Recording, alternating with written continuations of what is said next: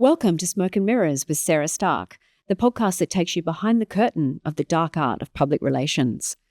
Let's see who our guest is today. Welcome back, everybody, and thank you for tuning in for part two of a two-part interview with Hedley Thomas, the great Hedley Thomas. If you missed the last one, please skip back for some great conversation about Hedley's journalism career, his thoughts on the PR industry, and much more. This episode, we're diving into his podcast career in more depth. Let's start with the Teacher's Pet podcast. We understand that it was always going to be a podcast for you. It was your decision to make it a podcast instead of a series of press reports because it gave you, correct me if I'm wrong, more chance to delve deeply into the investigation, but it was also a great way to extract information from the public, it being an ongoing, more live series. Is that what? Yeah, I think I understood, even though I hadn't done a podcast, that I'd have a lot more time in a podcast series to go into a great deal more detail. It's just a pretty easy calculation. If you think about a 1 hour long single episode of a podcast, 1 hour is about 10,000 words. Okay. So you've worked that out? Yeah. Yeah, that's interesting. And 10,000 words is, that's probably, well, it's certainly 5 2,000 word stories in the paper, and a 2,000 word story is a big story. Yeah. It's a lengthy story. Most news yarns in the Australian might be 600 to 700 words. Yeah. So you're getting to sort of feature length when you get to 2,000 words. So if you've done 5 features of 2,000 words on the one unsolved murder, you're probably reaching the point, or you've gone past it, where the editors say, look, can you find a new case? We've done 5 consecutive weekly features on this. Yeah. And that's unusual. And we can consider moving on soon, can't we? You know, you might be given another, handful, but 5 yarns on the one case with so many words is a bit exceptional. So, but that's just one episode of a podcast series. Yeah. Now think about 16 episodes of the Teacher's Pet series. Yeah. Or as of the end of season 2 of Bronwyn, 20 episodes of Bronwyn, each of them more than 1 hour. Yeah. If you've done 20 1-hour episodes, and as I say, mine are more than 1 hour, so let's say instead of 20 hours, I've done probably 25 hours of audio of Bronwyn in seasons 1 and 2, and there's still season 3. Then you've done 250,000 words, 250,000 words. Incredible. That's 3 books. Wow. So 3 books on one case means it's that more you than can, the Bible, Hedley. Yeah, but it means that you can go into a huge amount of detail. Yeah. And it's the detail that makes the difference in these cases, that helps to solve them, because somebody is having a connection with that particular detail and knows more about it. It always happens. Something that comes out in these podcast episodes, a bit of the detail triggers a memory or a response from somebody who had a connection to that particular event, that particular bit of detail, and wants to add more. That can make the difference. So you just improve your chances of making a difference. Yeah, yeah. My partner and I were talking on the way here today about, obviously the Teacher's Pet was number 1 all around the world, but true crime podcasting would have to be the biggest topic of podcasting sectors. You would think of all sectors and information, wouldn't you? Because everybody listens to true crime.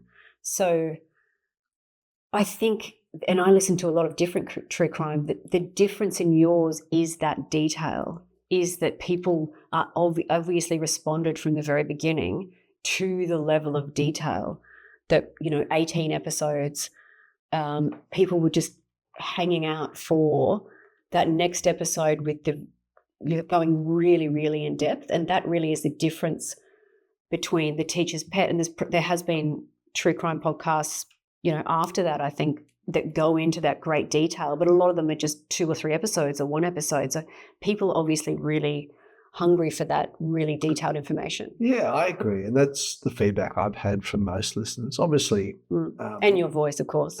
Apparently. We'll talk about that. Yeah. Not all listeners want that much detail. And so therefore they'll possibly just move to a series which is more condensed, which is shorter.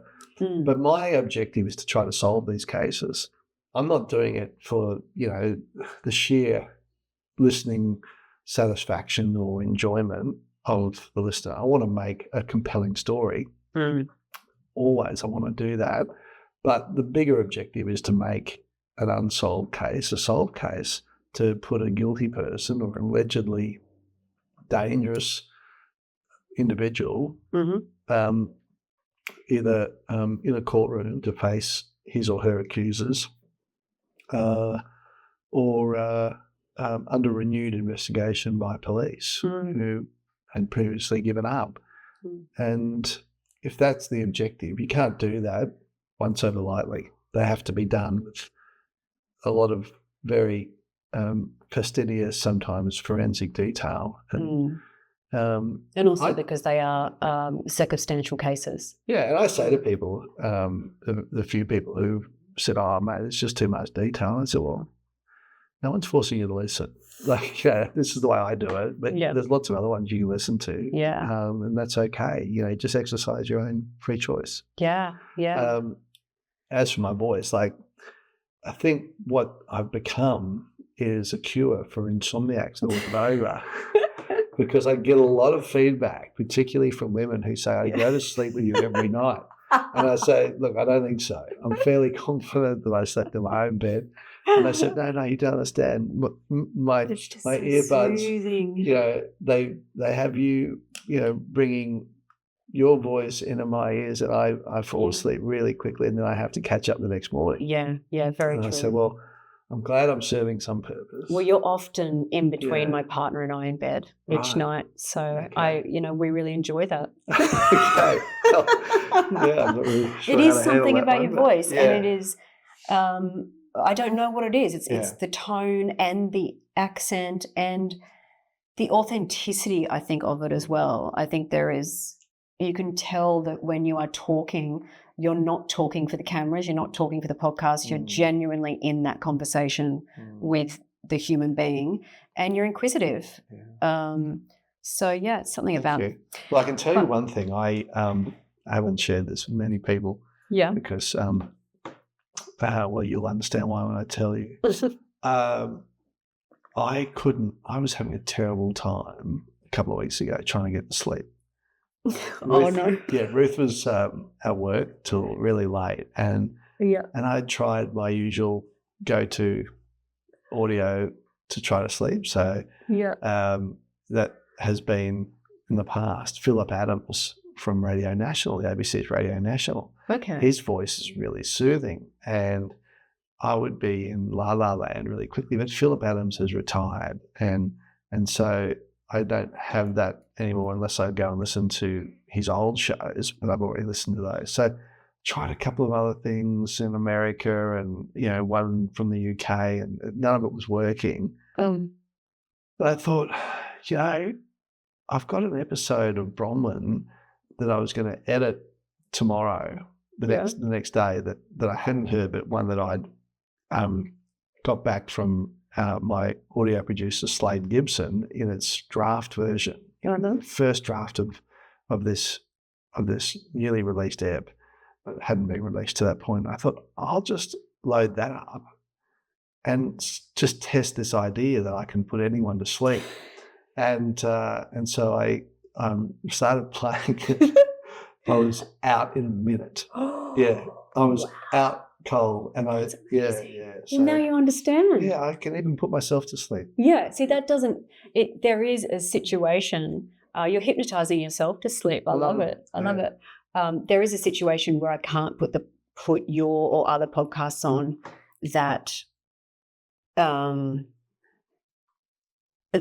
If I'm not really, really tired, because then I just want to listen and I'm not getting to sleep. So I'm like, no, I'm not. It's just that too interesting. So I have to be really, really tired to put something like that on and go to sleep.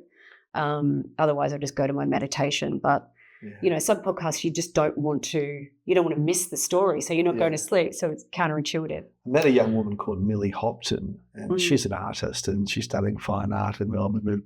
So she does portraits mostly with oils, and she's a lovely girl. And she's listened to all of my podcasts, and she told me that she listens while she's painting. Oh, wow. And depending on what's going on in the podcast, it really influences her brush strokes, because she can become a bit tense, or she's feeling, particularly angry, or sometimes, happy. Frustrated, or sometimes frustrated. So she said there's discernible differences in how she paints. That's fascinating. Yeah, I thought it was really interesting. Yeah, the power of art, hey?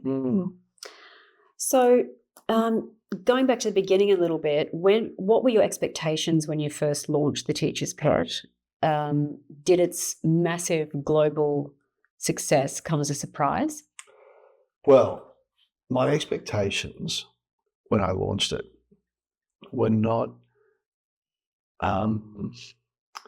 they were, I think, a bit confused in that I wasn't aware of what listeners might make of it. I just wanted to ensure that I left no stone unturned, and I wanted to, as I said, to have this objective that would lead to the podcast persuading decision makers that they had previously made poor decisions when they decided that Chris Dawson should not be prosecuted. I wanted them to revisit that as a result of what they might hear. And I think I also understood that if the public became very strongly invested and engaged in the podcast, that public clamour and concern could also influence the way police were responding to this case or not responding to it. But I didn't think about, it becoming a number one podcast in the USA, Canada, and the UK, and Australia, and so on. That sort of, I didn't even know that those things could be readily measured, and I hadn't listened to that many podcasts by then myself. I listened to Dirty John, and I listened to Serial, and I still That's the original true crime, isn't it, really? Yeah. And I still think the boyfriend did it, and that Serial has allowed a killer to be released from prison. I don't buy that he didn't do it and was set up. Yep. Yeah. That's the high school one. Yeah. Yeah. Yeah. That's a fascinating story. Yeah. So when the podcast started charting so strongly internationally, it was like, oh gosh, that's surprising. I shouldn't have been that surprised, because my wife is a really good judge and who knew the story and how layered and alarming it was. She said this will end up being a bigger podcast than you imagine. This will end up making a lot of people sit up and listen. But I didn't know, and it would have been possible for a storyteller, for myself, for example, to have misfired in the writing and the rollout of the case, and effectively smothered it and resulted in it not becoming big. Like you could have stuffed it. I could have stuffed it with a different approach, different style, a more truncated version of the series, there are so many different ways that you make or break a very important case. And I was lucky that I pulled the right rein. Yeah, I guess it's like with any great works that focusing on just doing the good work and not focusing necessarily on the outcome of that or the response of that work is going to produce better work than trying to focus on what people will think about it. You just, head down, bum up, just do a really good job, and usually the results will come. I think that's the better way to do it. Yeah, like you shouldn't be thinking about the credit that I might get, or the gong that I might be awarded, or the ranking that this podcast might hit. Forget about that. Let the story breathe. Tell the story in your own way. Be true to yourself. Just try to do the story with integrity and authenticity and commitment and drive, and that should be enough. And then, if you've done a good job, who knows, some of those other things might follow, but that shouldn't be your motivation. Yeah. I'd imagine that would be the case with any great artist, any great writer of any book, or singer or producer of any album, is just focusing on that rather than the success that it may bring. Yeah, I think it goes to the question of the engineering that goes into it. And if you over-engineer something that should just breathe and happen more naturally and organically, then a lot of people can just work that out. They're thinking, well, this doesn't feel like it has happened naturally and honestly. This feels like it's been confected. It's a bit artificial. Yeah, well, the intention is not right. Yeah, and a lot of listeners say, in The Teacher's Pet in particular, and they first heard my voice, that it sounded to them like, I was really invested, because I was. I was becoming righteously angry about what had been done and not done, these things that had failed Lynn and allowed this killer to get away with it for so long, and schoolgirls to have gone molested and never had any kind of justice for that. There were some despicable failures, and as a journalist, as a parent, as a husband, I thought those things were appalling, and I became angry. And the longer I was on the series, the more involved and immersed I became in the evidence, the more people I spoke to, the more witnesses I interviewed, the more utterly convinced I was that Chris Dawson was the killer. So I started off thinking, I'm pretty confident that he killed her. Pretty confident. Yeah. And I did start it with that objective of wanting him to face his accusers in court and prove, and for them to prove that he did it beyond reasonable doubt. But I went from being pretty confident that he'd done it to utterly convinced that he'd done it.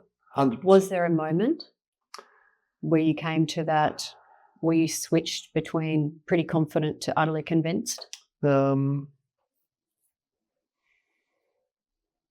probably was, but I can't put my finger on it. But I think that it wouldn't have been too long into the investigation. The more I read, the more, and I did read a lot early on, and I was constantly rereading and underlining things, and then listening to what people had told me, and recorded interviews, and realising how much circumstantial evidence there was. I came to that view pretty soon.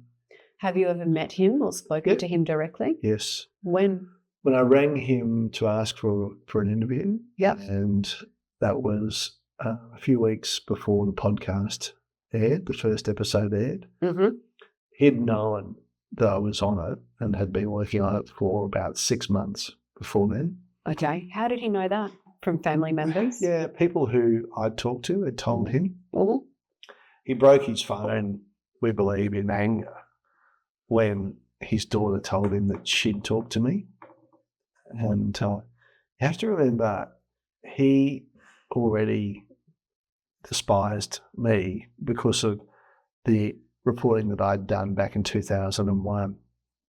So when he discovered in late 2017 or early 2018 that I was going to do this new investigation about him, he would have felt threatened.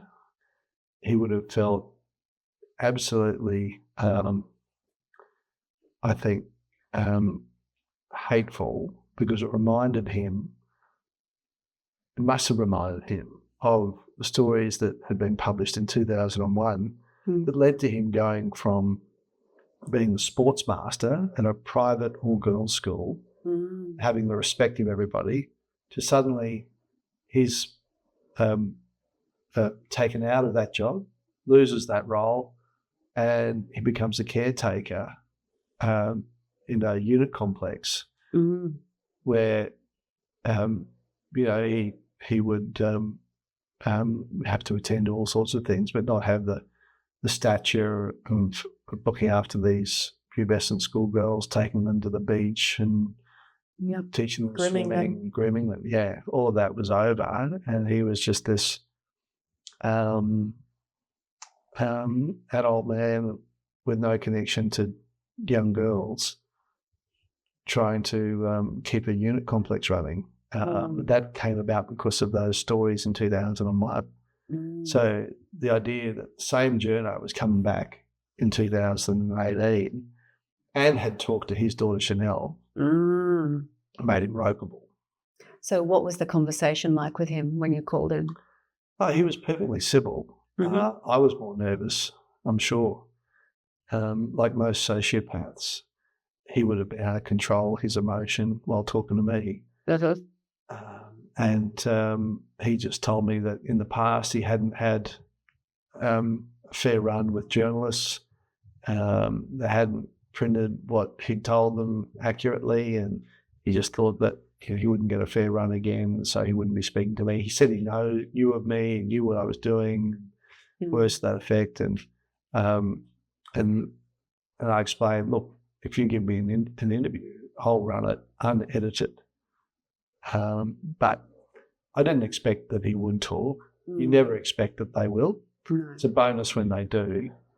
But if they're getting sensible advice and it's an unsolved murder and they're the chief suspect, if they've done it, or if they haven't done it, but particularly if they have done it, it's very dangerous. That's what their lawyers will tell them. Very dangerous to talk to a journalist. And is that the only communication you've had with him? No, I had further contact with him after he was charged with murder. Yeah. We obviously sat in a courtroom with him when you testified. And then he instructed his lawyers to cross-examine me. Didn't you walk into his room accidentally? Yes. Yeah. Yes, you did. It wasn't really his room, but it would become his safe space during...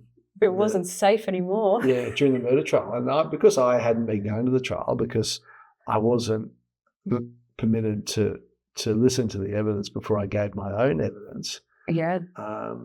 When there was a break in my evidence for the morning tea or lunchtime or whatever, with Ruth and the newspaper's lawyers, I just walked into this spare room outside the court that looked like it was empty, and it was, and for the previous couple of hours, he'd been staring daggers at me while I was being questioned by his lawyer, and they were trying to paint me as Australia's most unethical, biased journalist, and that's fine, that's their job. And I walked into the room and sat down, and my lawyers sat down, and Ruth sat down, and then the door opened, and I looked up, and there's Chris Dawson there in the doorway staring down at me, and he must have been as surprised as I was. I sort of said, oh, sorry, am I in your, I had this recognition thinking, maybe I'm in his space. Why is he opening the door, on our little legal conference? And he said at the same time, oh, I'm sorry. No, it's okay, stay there, and then he walked out. So it was a very civil, courteous exchange, but pretty unusual. And I was told later that the prosecutor Craig Everson, who did a brilliant job and is now a district court judge, he saw me go into that room, and he mentioned to someone, "Oh, this will be interesting to watch." What's going to happen next? And of course, they watched as Dawson went in almost immediately afterwards. Wow. So it was perhaps a bit of one of those sort of popcorn moments for those outside. Absolutely. Yeah. And so you mentioned you had contact with him after his conviction? No, while he was in the courtroom, during the judge's reading out of his reasons for the verdict that he was about to deliver, I was sitting behind Chris Dawson in the court, and behind me, Chris Dawson's brother Paul Dawson and Paul's wife Marilyn were seated, and sitting next to me were Lynn's brother Greg and Greg's wife Marilyn. So they were either side of me. Oh, and in front of us, just a couple of metres in front of us, Chris Dawson, seated as the defendant next to his brother Peter, who was also a lawyer, and the judge on the bench reading out his findings that took quite some time to go through. And ultimately, after the lunch break, culminated in the verdict that you possibly heard, it's for Michael Dawson on the charge of murder at this place at this date. I find you guilty. Wow. And then Dawson tried to stand up, and we thought, oh, does he know what's going on properly? Like, does he think he can just walk out now? Like it's every other day that he just leaves the courtroom and goes back to his brother's place or a hotel or wherever. He seemed to be unable to grasp the enormity of it, that his freedom was now finished. And a couple of corrections officers, prisons officers, who had been in the doorway, and that should have been a clue. Some investigative journalist I am, they were there. They were in uniform. I should have realised that their presence meant the judge had indicated to the correction system that they needed to be there. They need to be there because we're going to have a defendant who's going to be going down to the cells, and he's going to need an escort. So they just then walked very swiftly across the carpet to Chris Dawson, flanked him either side, and then started to sort of, walk with him awkwardly to this side door of the courtroom, and then down to the cells. Did he say anything? No. Did his brother say anything behind you? There were What was the mutterings response? and murmurings. And, Was it quiet in the court, or was it? During the reading of the reasons, we heard the muttering of Paul Dawson when the judge would say something that reflected badly on Chris. The volume would rise a little bit. And I was being, very quiet. I was just adding a little whisper from time to time with Greg or Marilyn. But it took a long time for His Honour to read his reasons. Justice Ian Harrison took his time to go through it, and he didn't give his verdict at the start of, the delivery of his verdict. He kept it to the end. So he had an eye for the suspense himself, for the drama of it. And you talked about that in the teacher's trial, because can't they do it either way? I think so. And Claire and yourself, and is it Matthew Conrad? Matt? Yeah. Thinking, what's he going to do? Is he going to do it first? But I think you'll discuss that we think he likes a bit of the theatrics. Well, I'm sure he didn't do it for that. I'm sure he didn't do it that way because he's theatrical or anything like that. I think the way he did it was appropriate. And he he did a masterful judgment, no question. We should have realised, and I think we did, but a few things started to happen soon afterwards. At the very start of Ian Harrison's judgment, he made a finding that Lynn had died on about the 8th or 9th of January, 1982. She was dead from that date on. That's what he found, and he said that early on. Chris Dawson's defence had been that his wife telephoned him, used a credit card to buy something from Just Jeans, was in contact, had been seen, all this sort of garbage, right? So that defence had been. I didn't know if you would need Just Jeans at a cult, though. Wasn't it a cult? Yeah. Like they wear Just Jeans stuff at cult. Yeah, I know. Isn't that where he thought she was? Yeah. That was one of the explanations. Yeah, so, must have been part of the uniform. Yeah, but as soon as His Honour said she died, my finding is she died. Yeah. That means Dawson's defence was rubbish. He regarded Dawson's defence as a pack of lies. Yeah. Dawson can't have talked on the telephone to Lynn if she'd been dead since the 9th of January or the 8th of January 1982. He can't have talked to her over the next 6 weeks. So those are lies. But our logical brains, my logical brain told me that when I heard it right at the start of his reasoning. But because His Honour was then talking about all this other evidence that was adverse to Chris and how he didn't accept this and he didn't accept that bit of that adverse evidence, and he wasn't going to have any regard to these witnesses who said these things about Chris having inflicted domestic violence on Lynn. He was throwing all that evidence out. He wasn't taking that into consideration. We started to think, well, okay, if he's throwing out all of that evidence, notwithstanding that he's already found that Lynn was dead on that day, then are we still going to see him acquitted? Like, what's going on? It was just this uncertainty, and because there'd been 40 years of uncertainty and 40 years of Dawson getting away with it, we thought, is it going to happen again? Yeah. But then the hammer blow sort of came again towards the end when he talked about Dawson's lies, and he kept talking about the lies that he told out of consciousness of his own guilt.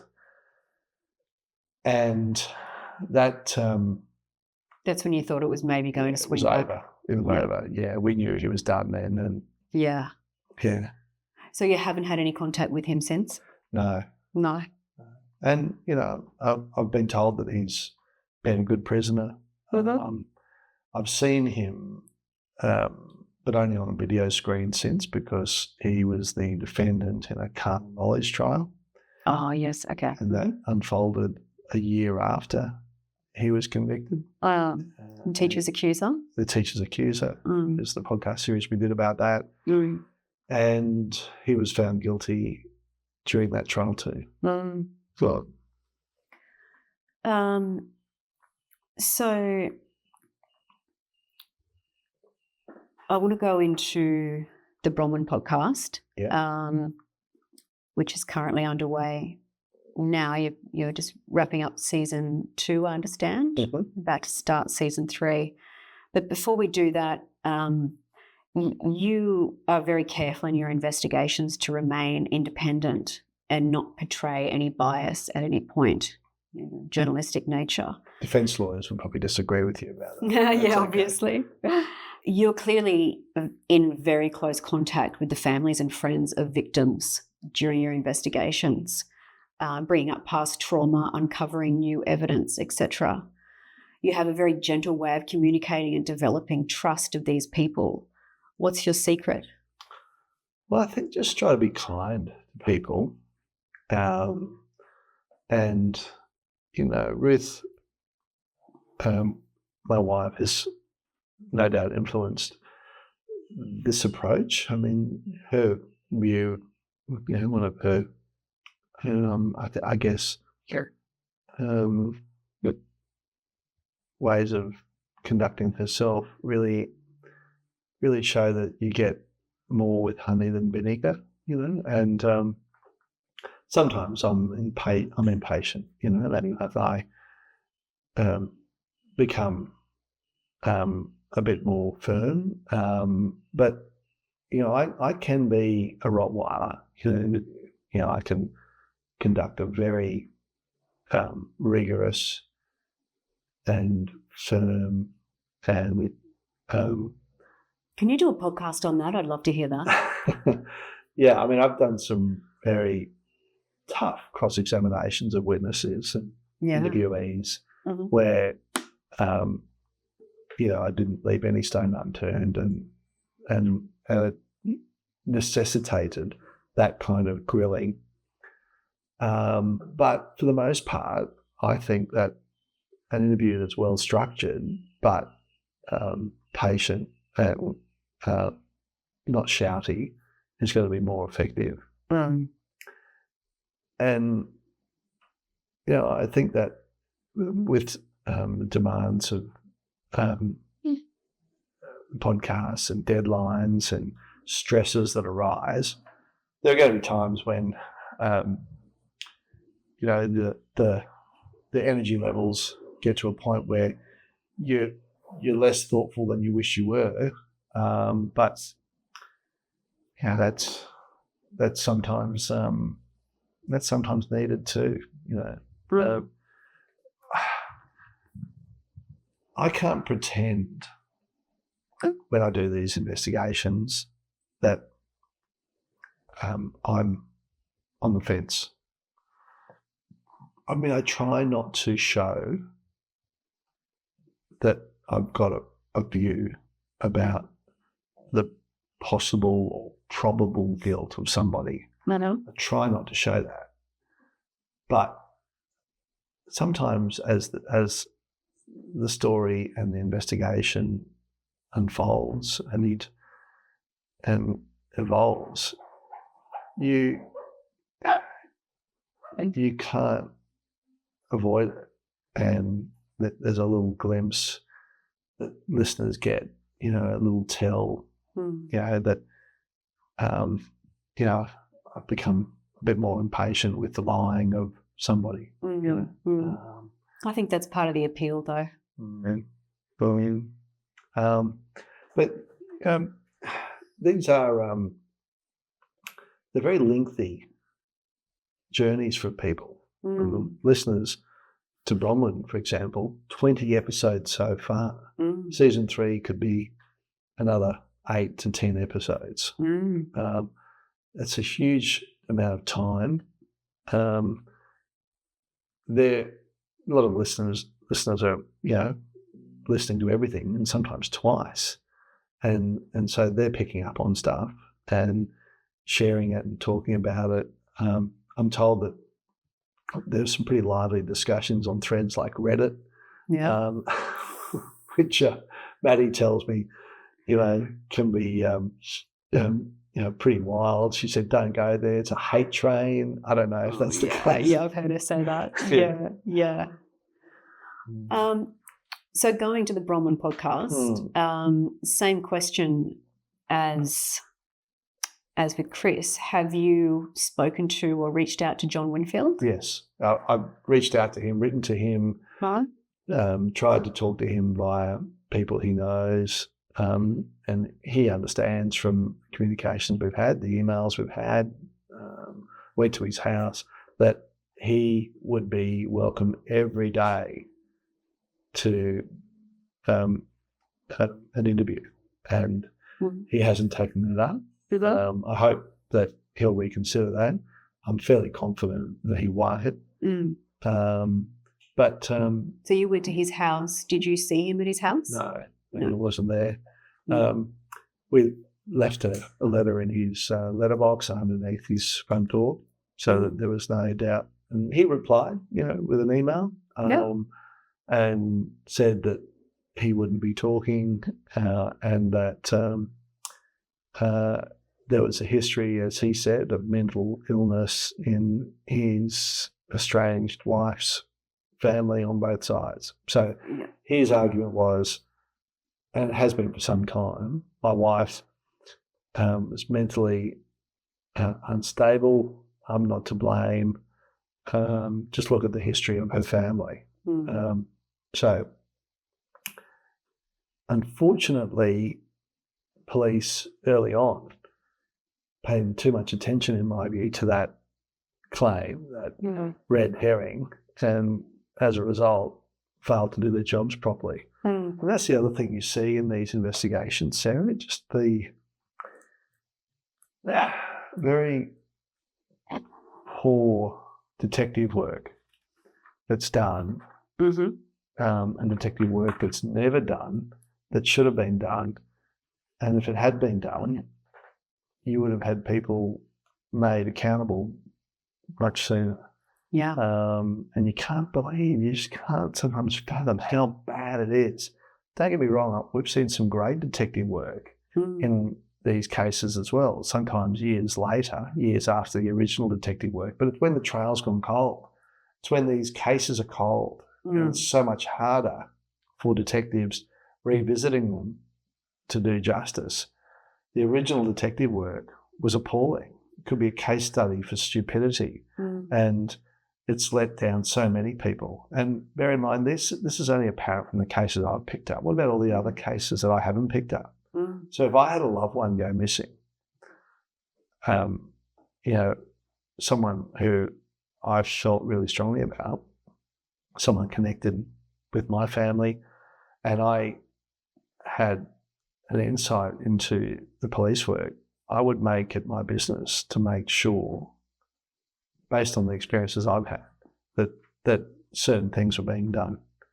But I'm sure that procedures for police and training and skills have all improved enormously since the periods in which I'm doing these podcasts where the women disappeared or were murdered.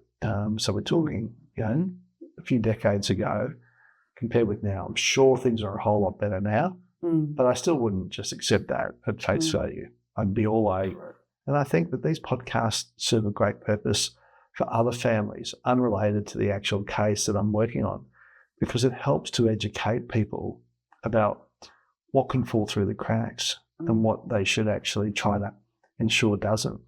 It also helps particularly younger women and older women identify dangerousness in partners or potential partners, controlling and coercive behaviours, things that become evident in these podcasts when we're talking about persons of interest, that there's an immersion in that behaviour by the listener.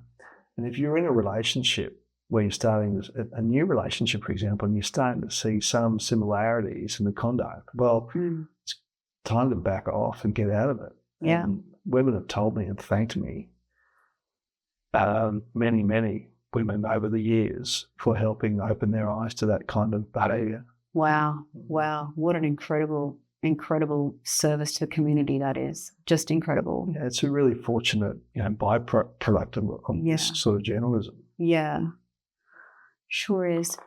So what is your relationship with the police and the authorities? Do you communicate with them during these podcasts? Do they reach out to you? Obviously you're reaching out to them for the information, the public information that you can get. What's your you've called out the police for their lack of investigation a couple of times on the podcasts. What's your relationship like with them? Yeah, it's will be pretty strained at times, it's case by case though. In Shandy's story, for example, police did a really good job, and my relationship with the police was fine. It was professional, and there wasn't criticism of the police, nor should there have been, because they did a really thorough job. But I can't censor myself and mislead the listeners by pretending in another case, for example, such as Bronwyn's or Lynn's, that the police did a great job. I can't lie. I can't sugarcoat it. I don't want to labour it, but it's unavoidable. And cops should do better, and they should be made accountable when they've stuffed up. And they do owe apologies to families who they've let down and failed. So that's all part of the proper detailed unpacking of a story like this. So as a result, I think serving police, senior police, commissioners of police, they'd be wary, very wary of having a direct engagement with me during a podcast murder investigation, probably because they've got public relations professionals who are too defensive and saying, oh no, there's been a blocker today. My view is they should do what Mick Fuller did when he was the Commissioner of Police during the Teacher's Pet podcast series. Mick Fuller got on the front foot. He owned it, said, we've made terrible mistakes. There's a lot more in this case, as the podcast is showing. We're committed to solving this. I apologise to the family. Of course, I'm sorry. These things happened before I came on board, but they shouldn't have happened. They've been let down. We want to give justice to Lynn. He said all these things. Right? Really clever strategy. And it's what he believed. It wasn't spin. He was doing the right thing. But it was powerful messaging, and it helped people who wanted to talk to me think, well, I can talk to the police because they're giving it a crack. That, if you curl yourselves up into a little ball as the police commissioner, if you sort of try to make yourself the smallest possible target because that way you think you might avoid scrutiny, you don't own anything, then you're going to become a bigger target ultimately. It catches up. And it's not leadership. And unfortunately, thus far, I see the New South Wales Police behaving in a way that looks really defensive. I think that if you're getting proper advice, good advice from comms professionals, and you're the police commissioner, and there's a live podcast series unfolding into an unsolved murder, you should be getting told, hey, we have an opportunity to leverage out of this podcast series. We've got an opportunity without causing any operational problems for the investigation that we, the New South Wales Police, are currently doing anyway. We've got an opportunity to exploit the reach and the opportunity of attracting some of the people who are listening to Hedley to actually attract them to us, to get them to come to us instead. Yeah. And we've got that opportunity by, putting, for example, our senior detective behind the microphone to make some statements about, how the police are working really hard on the Bronwyn investigation. That's a cold case, but it's under review, and the New South Wales Police have never given up trying to solve it. General statements that aren't going to compromise any operation, but give the public confidence, give the family something to hang on to. And, you could, as part of that spiel from a police officer in the podcast, you'd say, and if anyone has any information, they can call us here or there. And it's never too late, and we'll follow up your leads, and we really appreciate it. This is too crucial for us to fall over on now. No, but that doesn't happen. I mean, and I find that completely baffling. Why wouldn't you take advantage of it? It's just mind-blowing to think that John Winfield is in Lennox Head, surfing every day, driving around, getting his coffees, living his life while this is going on. It's mind-blowing, isn't it?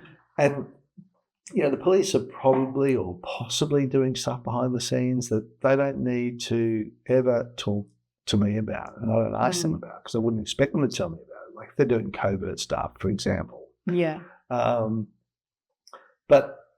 But that's quite different to them just saying, there's a public relations opportunity here for us. to both improve our own brand and attract information that could be relevant in an ongoing murder investigation. And we use a podcast series that's reaching more people than we can reach with our wanted posters or our reward posters or our Crime Stoppers PR. He's going to reach a whole lot more people than they all reach, and it's not going to cost us anything. Let's use it. Yeah. Why isn't that happening? Why isn't it happening? When you're in that field of advice, what would you be telling them? Well, I think we discussed it in the previous podcast. I think every PR person has a different methodology around, you call this crisis management. And, my advice is always to be as authentic as possible on both sides. So with the public, with the journalist, and with the organisation that you're working for, because people are too smart. People can see through everything. They don't believe lies. And so, my advice would always be to be on the front foot, be the bearer of your own bad news, be on the front foot and try to take ego out of it and admit your mistakes and try to get involved and get it solved. Try to control your own narrative, right? Yeah. Yeah. And you're going to have to admit mistakes. Like you said, was it John Fuller said? There's so much power in admitting mistakes, and there's so much, because then you can put it behind you. Yeah. You've admitted to it. Okay, let's just move forward and get it done. Yeah. So it's always my advice to be very, very much truthful and authentic. Yeah. And on the front foot. But it's not every public relations person's methodology by any means. And I don't work for the police. No. So I just want to talk about the interview that John Winfield did. Was it in 1988 with the police? 1998. And to me, that interview, because I guess my question behind this statement is, what in your view are the police doing wrong?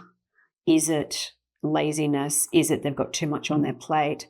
But then I heard that interview that John Winfield did with Glenn Taylor, and it was very matey.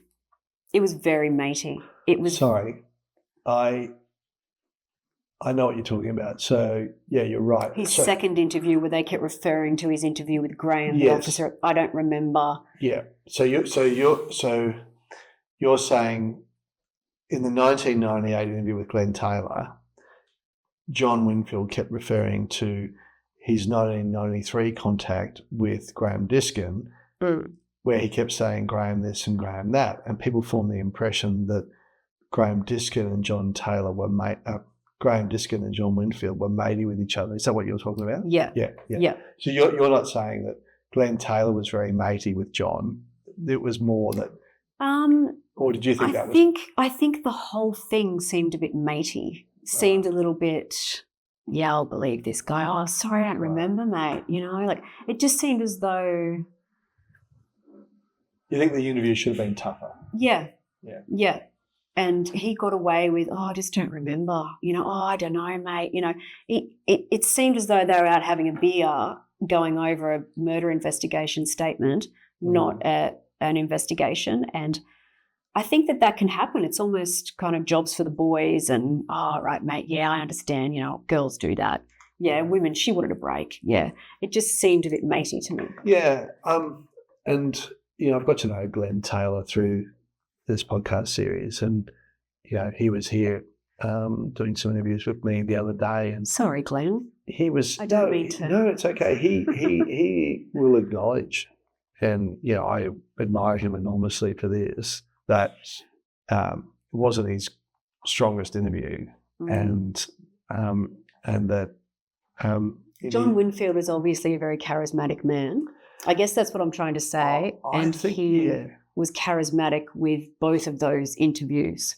My suspicion is that Glenn Taylor tried a lot harder than other police to solve the case, and really had very well-formed suspicions about John, but that at the time of that interview that Glenn Taylor did with John Winfield, Glenn wasn't across as much of the case as would have been ideal.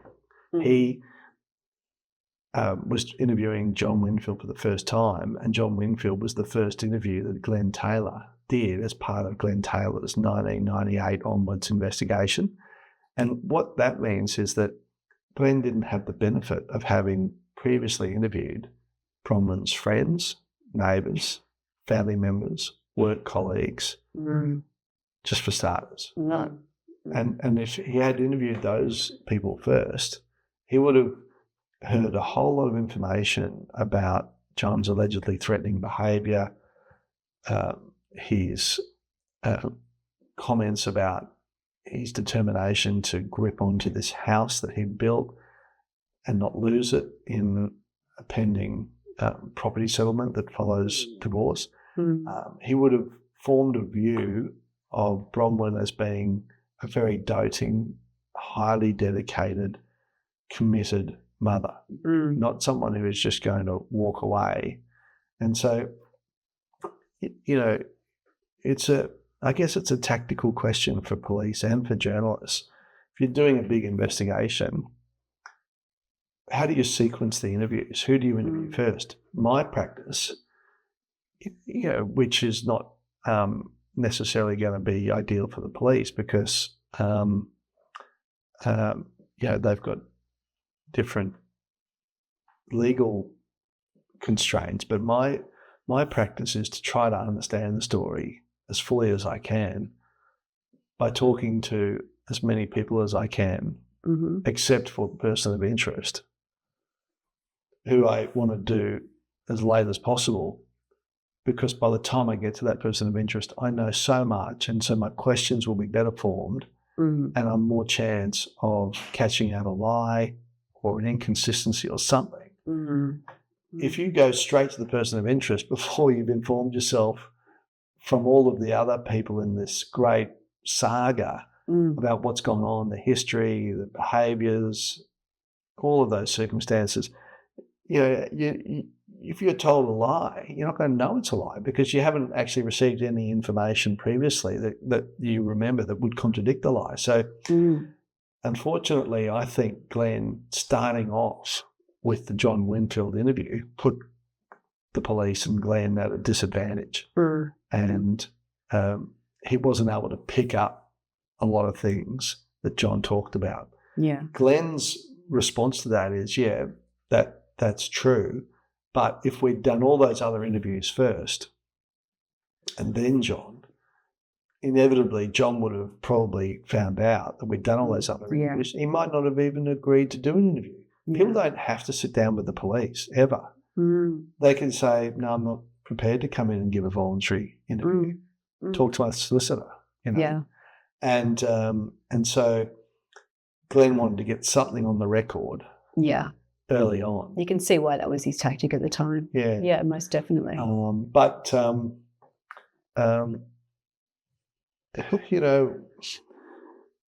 going back to events 31 years ago, and we're going back with the benefit of a whole lot of information that Glenn didn't have. And I'm sure that he wishes he'd done a number of things differently.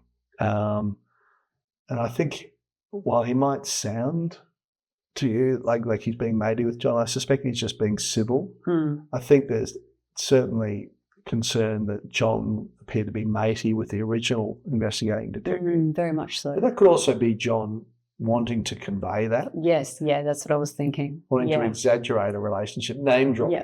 Dawson did the same thing about police in that investigation. It's like, what are you doing this for now, mate? I've really had a chat to him. He knows all about it.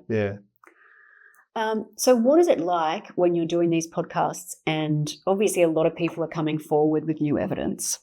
What's it like to get that email or that phone call with or have that conversation that breaks really incredible new evidence? What's the feeling like? That's a great feeling. That'll keep me off Netflix for days. Because I want to run it to ground and develop it. And you have these sort of penny drop moments sometimes where an email or a listener will ring, or you'll discover something in the transcript. Yeah. Might be a 25-year-old transcript of an interview. Yeah. And you realise that what was said there contradicts something that was said in a police statement by the same person. And then you see a pattern of those sorts of things. You realise, holy crap, yeah, I understand what's happened now. Yeah. And there's it just all been, fits together. Yeah, there's just been this complete misinformation that's been deliberately rolled out as part of a possible guilty lie. Yeah. And that's exciting. And you think, okay, that's another powerful part of this circumstantial case. Yeah. Yeah. I get quite exhilarated by that. They're the moments you really hope for. Absolutely. Yeah. You mentioned Netflix. Yeah. Are we going to see any of these podcasts on the big screen anytime soon? Oh, yeah, look, I'm sure we will. There's been a lot of interest, everything from The Teacher's Pet through Night Driver, Shandy's Story, and now Bronwyn. So what I've discovered is that TV people, drama and documentary makers, they, you couldn't give them a deadline. I mean, they take a very long time to develop these productions. Yeah. That would be interesting, and I'd be happy to, if they did it with integrity and with humility. You want to maintain some element of editorial control. Yeah, some influence, so that they don't cause unnecessary hurt to people. Yeah, for sure. Have there been any cases that you've looked at that you've wanted to do that you've not been able to? You've been prohibited by circumstances or... Yeah, there are, and they come up all the time. And the major barrier is time. Yeah. Mm-hmm. Unfortunately, because the depth of these investigations, the amount of time they take, I can't do more than one a year. Yeah. So do you have a team that works with you on this? Or are you pretty much, obviously you've got Maddie helping you a little with Bronwyn, but is it mainly just yourself? Maddie's helping because she's a member of the family and she's connected that way. Yeah. And she's sort of been a great, pupil to work with and help me manage some of the family relationships, which it's been difficult because there's a lot of conflict in the Reid family in Bronwyn's story. Yeah. So it's been awesome working with Maddie. I worked with Isaac Irons in Shandy's Story, who's a communications and journalism student at that time. Okay. Yeah. And he did a great job. In The Night Driver, I worked with a retired judge, Peter Murphy. So I like that collaboration. And of course, in Shandy's Story, I worked significantly with Kirsty Wright, the forensic biologist, extraordinary scientist who achieved so much. So I do like to share the investigation in ways that will help the investigation. I think that it usually leads to better outcomes, and think I'd enjoy it more. Do you have any future projects in mind? I do, but I can't tell you what they are. I knew that would be your next question. All right. But how do you decide which ones to do? You must be inundated. Yeah. Since we've been talking this morning, when I checked at the little break, there was another half a dozen emails from people following that, wanting me to look at cases involving family members who've died. Yeah. I have to find the story personally gripping. Yep. The case needs to be one that can be solved. Mm-hmm. So if it's too old or appears from what I read and look at that it can't possibly be solved, I don't want to waste anyone's time. I need cooperation of family members and friends. If I don't have that, I cannot push it forward. And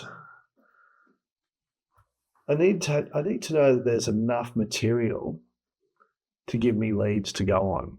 Yeah. And so that material would be things like transcripts from an inquest, witness statements that police took weights. I've been 30 years ago, such as in Bronwyn's case, but, they're there. Documentation that I can get access to, that I can then read and reread and potentially take further. Yeah. Once I've got all those things, once I know the case can be solved, the family supports it, I find the case really interesting, and there's documentary material. They're the big ones. Okay. So last question, would you ever turn the tables and do a podcast about a wrongly convicted person that's in prison? Well, I'd never say never. It's always possible. But I feel that there are too many unsolved crimes that I should try to tackle. That's your wheelhouse? Yeah, that is, ahead of the so-called or allegedly wrongly convicted criminals. You go into any prison and poll the prison population, they've all been stitched up. Right? They've all been wronged. And no question, undoubtedly, some have been wronged. But I think you've got to be very, very sure about that, to campaign on that ahead of a case which is clearly, on every objective measure, a murder that's unsolved and the killer's in the wind somewhere, whoever that may be. That, to me, demands a higher priority of attention than the others. Now, I've got friends in journalism, very good friend Ray Bonner, who disagrees with me and says that he would always be focusing on those ones where a person's been convicted, incarcerated, and says that it happened wrongfully and that he's innocent. So, each to their own. Yeah, it's about what drives you. Yeah. And what you find. Yeah. There's one at the moment about Robert Fulkerson, is it, from Melbourne, the gentleman that is in jail for driving his 3 children into the river, and there's a journalist going through that. It's quite interesting, and yeah. Do you have any last words? What are we having for lunch? I think our tummies are rumbling, aren't they? Hedley Thomas, it's been an absolute privilege, I was on a holiday in Queenstown with my daughters when your message came through that you were going to do an interview with me, and I was just on cloud 9 on the ski slopes for the whole week. Wow, that's great. That you'd said yes to an interview, because I just have admired your work for so long, and you as a human being. Thanks, Sarah. And you're a very popular person. Everyone that knows you knows how lovely you are. And, I had some nerves coming into this and spoke to people that knew you who went, oh, don't be silly. He's so lovely. He's so lovely. So thank you. I so appreciate your time. Well, I found it a really nice interview and very relaxed and easy patter. And it's lovely having you at our home. And we've known you for many years, so thank you. On the dark side. yeah. I don't think I've ever pitched you a story, though. No, I don't think so. I'm really glad I haven't now. Yeah. No, you've been more targeted. Yes, more targeted, yes. Yeah. Well, thank you so much. Yeah, and I can't wait to hear the outcome of Bronwyn and to listen to season 3. Great. Thanks, Sarah. Okay. Thank you for joining us for this episode of Smoke and Mirrors. It takes a village to pull a professional podcast together. If you found value in today's episode, myself and the team would much appreciate your support via a like or comment for the episode, a quick subscribe to the series, or sharing the content with others who may find the discussions of interest. I'd like to thank my range of incredible guests, the production team at Focal Media. Without their talent and support, this podcast would not be possible.